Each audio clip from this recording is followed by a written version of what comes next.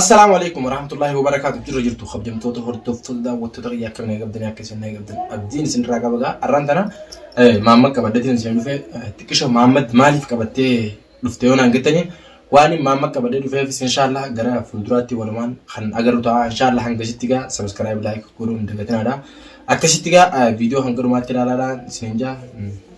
Assalamualaikum warahmatullahi wabarakatuh. Kamu jangan tahu tu taknya. Ciri jirtu sini jecha salam dan tanya tanah nerra berkite. Laga bicara amte pakka jirtu ndotti sini ada kaptu sini jenna.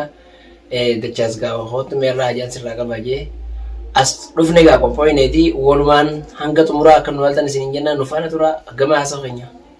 Akashitiga arantana da wutu takhiga katibe gari arra wanin Muhammad yaame khubatiga chura gafa chudemu.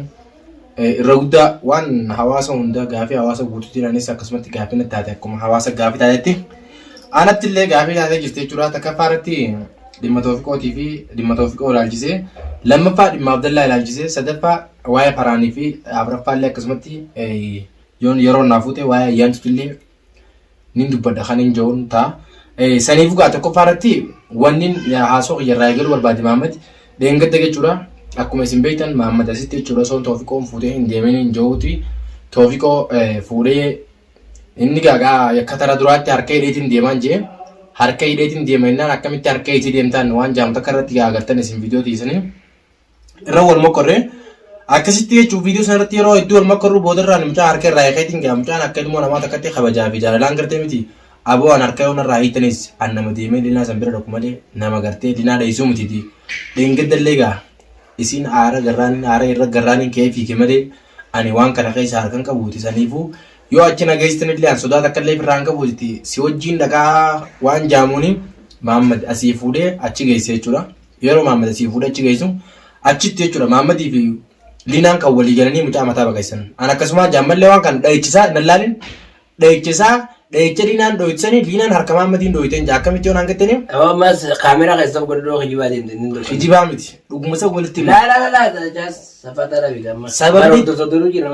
Sababni itti. Teenyaatu jira seete. Yaa. Hijibuu deemtu. Hijibaa fi deemami yaa daawwattoonni beekaa kan hijibuu deemu fakkaan dhugaaf deemu. Sababni itti geessitee eegi geessite afaan nagayaatiin gaafachuun hafee maaliif akka isin dhoytu hangi isin dhoytu. Ani si qeetaan jira qoy duro maaliif akka isin dhoytu maal jettee geessite.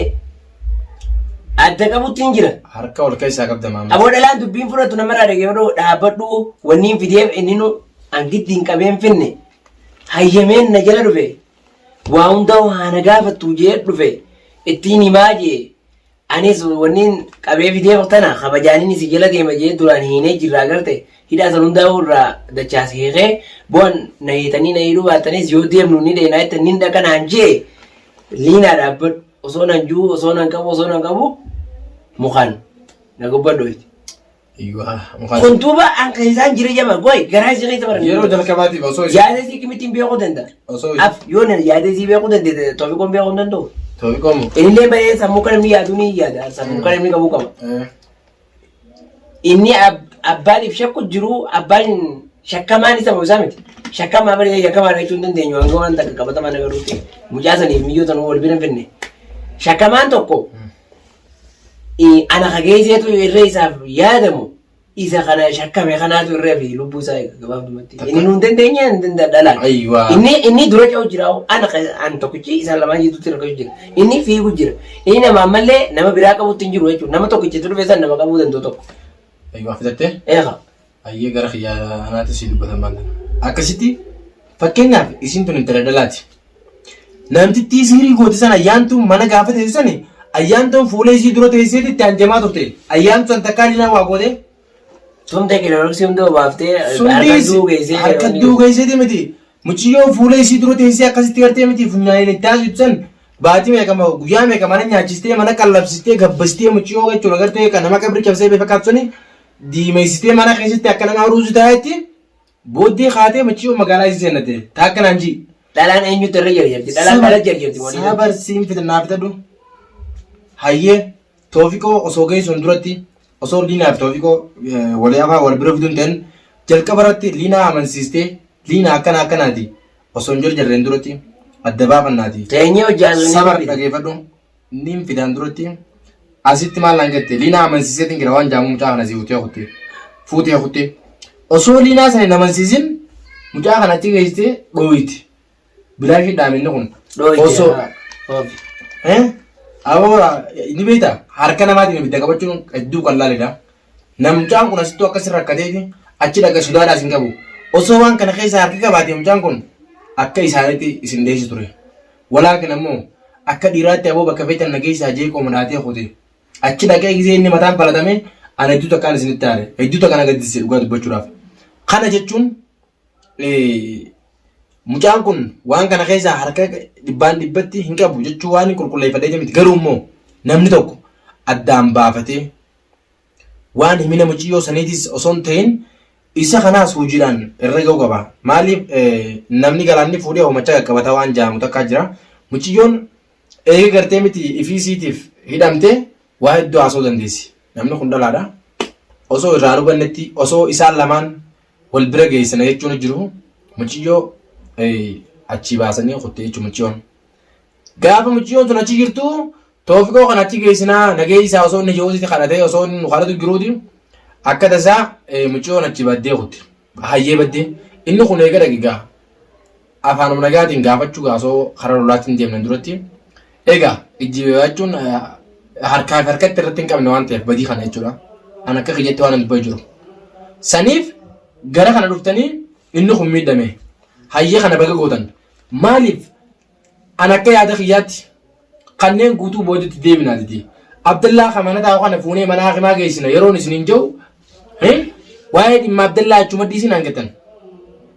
Kuni maaliif ta'e mana naaf sibiilina lamma kun maaliif yoo ta'e gaafiin jettu sirriidha maaliif ta'e kanaafuu Abdallaadhaan lubbuun isaa lubbuu takka.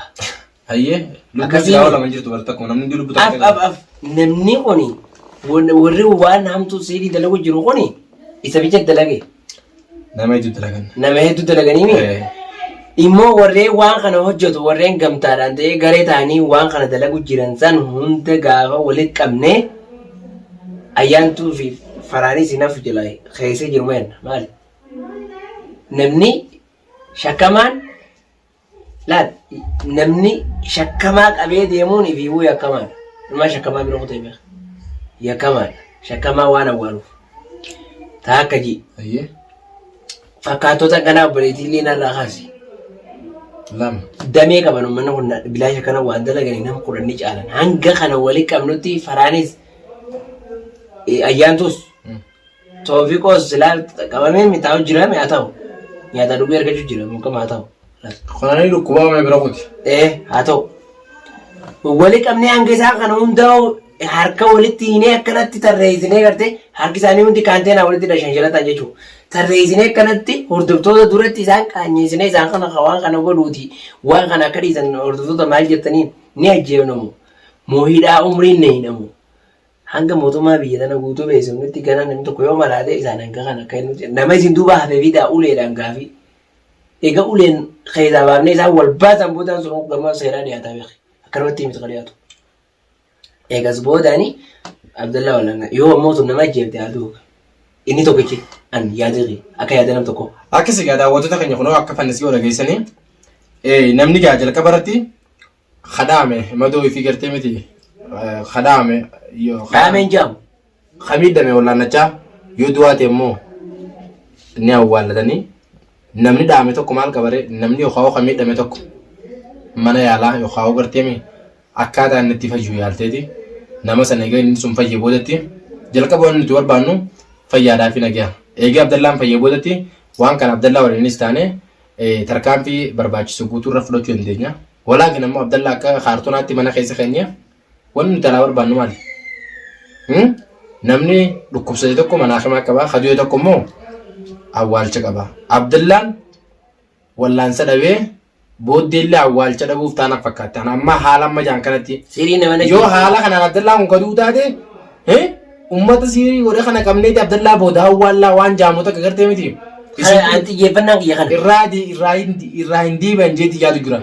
Amma bakka kanarratti nusa deemu walafaan dhaabbatu jira. Fannisii fi diinaadhaa hojjetan walafaan dhaabbatu hin jiran. Akkamitti waan hangatanii gaafii akka mataa kiyyaatti waan gaafii natti anis hawaasa kiyyatti illee gaafii akkasumatti hojjirti. Uummanni kun tarkaanfiin uummata kanaa suuta.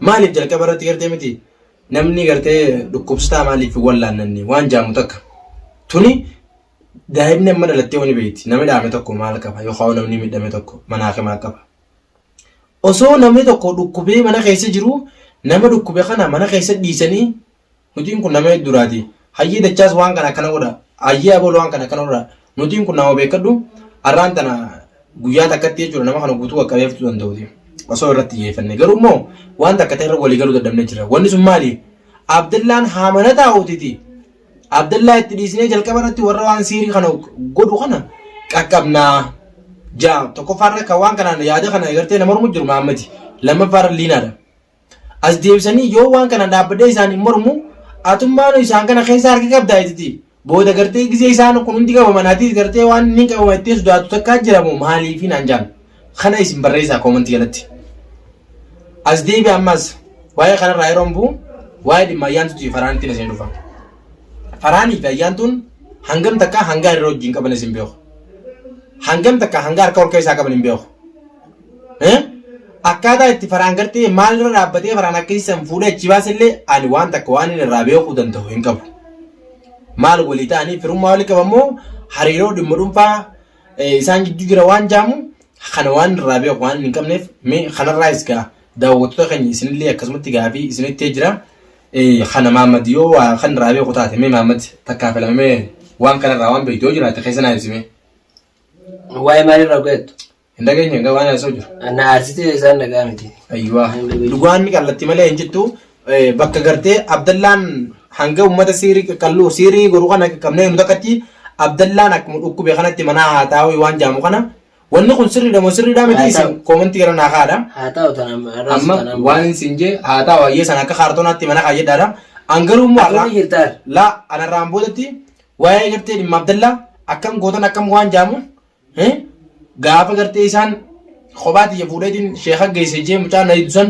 nama na gargaaruun dhabee na cinaa dhaabbachuu idan isaan guutuun anniin komadha isa biratti isa komadha isa duubatti isin komadhu gaafa sanis jalqaba irratti warra siirii godhe kana qabna waan jaamu takkaan gaafa sanis naafaan garagalanii walla afaan garagallee wal cinkine kana walii qaban namti arrallee taanaan isaan kana gufuu isaaniitiin dabaluse gufuu isaanii san malee yooma Abdallaa waan takkaatillee waan ilaaluu qabdu yooma Abdallaa kana fayyifne nama karaa hojii teenyaa waliin inni fayya karaa hojii isaa fiiga nama karaa hojii fiiga amma hojii eenyuutu nama kana barbaadee baasa tana bichaa lafa naa qabu ni jira laal waan takka yoo itti jeeffatee jirte miti karoora takka waan kana irratti karoorfattee hojii yoo bobbaade boo ammasii sababa Abdallaan dhukkubeefi Toofiqoon kunis bar qabamee akkuma nu bira dhufee Abdallaa laalajeen Toofiqoo qabamee hin jiin laa akkuma Abdallaa laalajee dhufeen eegaa muddana isa muddatti ma muddannere milyoon isa etteemi nuti amma bar isaa san bar dhugaa taatu dhugaa ta'uu baattu hunda qabu kunis amma akkasitti akka yaada keessanitti wulaatti kuftaniitu akka yakkamaa tokko mana ta'a haa ta'u rootii kan nuuf jiran akkasii gaa daawwattoota keenya kunoo haala kanaan magaalaan guutuun shakkamaa taateetuma ol seenanii qabanii dirqiidhaan maal godhanii manatti ol naqanii wulaatti cufan jechuudha haala kanaan namni 5 fi 4 yoo mana san keessatti walitti booda isaanuma kanaa isinumaa dhukka isinirraa kaasaan shakkii sodaan isinirraa qaban isaanummaan sunu seeraa jiraa barbaadu Toofiqoon ammaan tana kabajaatee saniif aljee isinii taa'e malee gizee liinaan dho'isanis waa gartee fira qabuu daddabeeti miti walaakin ammoo liinaan ayyaantu mana hanga baatii takkaa mana nyaachiste arra Toofiqoo yeroo dhaqe sanitti mataa keessa falatuun sun hedduu an akka tokkotti na ajaa'ibsiisteeti na gaddisiistees illee dhugaa dubbachuudhaaf osoo gaafiin afaanii wal gaafachuun jiru harkaan jarjaruu maaltu fide yoo gartee namni sun dhugaadhaa kaysii mokkoru taate haala usaala naa dho'itu asitti agartan gaamchaa san gaafanne waan takka irraa dhabneeti akka nama tokkotti qulqulluu ta'uusaa agartan saniifuu daawwattoota keenya waa'ee dhimma faraanii fi waa'ee dhimma ayyaantuudhaa Maammad hanga irraa beeku ni qaba jeetii yaada yeroo noo wagaa dhiifama irraa taa'adhaa dubbiin isaaniitu ni wajjin garaa kan hundaan noogu jira dhimma ayyaantu dhimma faraan hangam takka waan irraa beeku daawwattootaaf keessee ibsi waan takka waan ifan galii badduutu jira ayyaantuuni waan goote dhibbatti ana itti dubbatte himatte faraan ammoo waa'ee isaan beeku eeyyuwa ana eega jette boodatti waa'een faraan ammoo fuudhee isii tana awwaan irratti ammas waan ganaa isma san irraa barruu jira gaafa nu harka geetti hangasi sun akkas ganaa hin dhiyaattu suni ganaa faraanis ganaa seeraaf dhiyaate jechuudha ganaa akka Toofiqoo san ta'a Mana murtii dukkanaa jechuudha. Liinaa jirtu moo? Liinaa jirtu dhiirtii mana san dheeyitee nama falatan diigaa dhalaa dhalatti qishoo dhalatti hin jarjartu kan dhiirri jarjarti. Dhalaan dhiira maaf jarjarti? Tun beekamaadha wallahi. Akkasii daawwatu. Nuti immoo dhalatti hin jarjarru garuu dhiira keenya ni jarjara. Hanqina dhalaa beeki malee maaliif toofi kooddaa hoggaattu reefu hangaafii reefu. Gaafii reefu laa batii takka ammalatti osoo afaan hin gaafatanitti dhahamuu isaa hedduu nagaddiiste bilaashii dhiinii isaa sun raayyaa'uun suni hedduu takka nagaddiiste. Mucaan nagaa ana siina biraa kuti Maamad akka dheekkiste batii takka ammallee garaa uwwise. Sani deebisaa dhumate ma? Sani deebista. Batii deebisaa kaameraa kanan dhiitee sirraatti. Kaameraan maal jettaa miti batii waan beektu fiigini baay'ee hoo guddaa kaameraa dura. Ndendo. Akkasi. Yookaan ka'e nana. Kijibani kijibni mul'ata daawwattoota keenya argaa isin kan. Baga agartanii dhugaa jirtu baga agartanii Abdallaa yoomiyyuu taanaan akka kaartoonaatti mana keenyeeti haa ta'u jaan hanga namni dhibba ta'uu nama kana qabdu akkatti sun akkasi inshaallah hanga Ana raas gama kaameraa dhuma ta'u nyaajee yookaan beenu jalna raajee kanas. Namatuma bartaniiti firraa maaliif mana walaa maaliif hin bananne kanarra akkasi daawwattoota keenya hangaan viidiyoo biraa qabadhee isin deebutti an dhugaarraan deebu abbaa fedhee utaanaan sodaa lubbuutti yaadi jee dhugaa dubbachuun dhiisu waan ta'eef inshaallah hanga viidiyoo biraa qabadhee isin dhufu takkatti arraaf asumatti isin irraa dhaabbadha. Assalaamu alaikum warahmatullahi wabarakatuh. Turtii gaarii qabadhaan isin jaa.